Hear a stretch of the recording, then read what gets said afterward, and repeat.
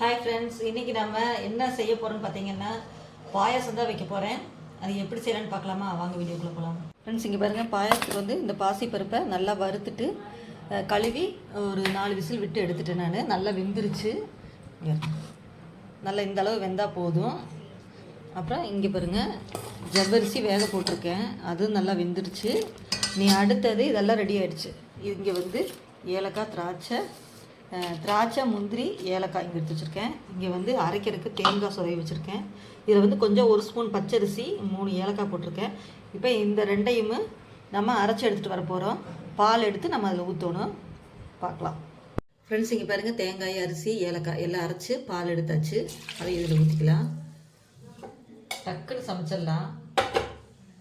யாருக்கெல்லாம் இந்த பாசிப்பருப்பு பாயாசம் பிடிக்குன்னு சொல்லுங்கள். பாருங்கள், ஜவ்வரிசியும் ரெடி ஆயிடுச்சு. இந்த ஜவ்வரிசியும் அப்படியே இதில் ஊற்றிடலாம். தனியாக வேக போட்டுக்கலாம் ஜவ்வரிசியை. அவ்வளோதான். இப்போ இது கூடவே வெல்லத்தை தட்டி வச்சுருக்கேன், அதையும் சேர்த்துக்கலாம். இது சுத்தமாக இருக்குது, அதனால் நான் அப்படியே போடுறேன். தேவையான அளவு இனிப்புக்கு தகுந்த மாதிரி போட்டுருங்க. நான் வீட்டு அளவுக்கு 4 பேத்துக்கு சமைக்கிறேன். இதை அப்படியே தூக்கி அடுப்பில் வச்சிடலாம். இங்கே பாருங்கள், நல்லா கட்டி இல்லாமல் கரைச்சி விட்டாச்சு பாசிப்பருப்பை. அவ்வளோதான்.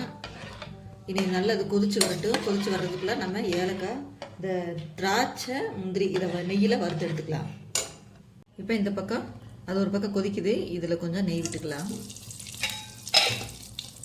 நெய் சூடாயிருச்சு. இப்போ திராட்சை, முந்திரி போட்டுடலாம். இதை நல்லா வறுத்து எடுத்து இப்போ பொன்னிறம் ஆயிடுச்சு. ஸ்டவ் ஆஃப் பண்ணிடலாம். இப்போ பாயாசத்தில் இது அப்படியே ஊற்றி விடுங்க.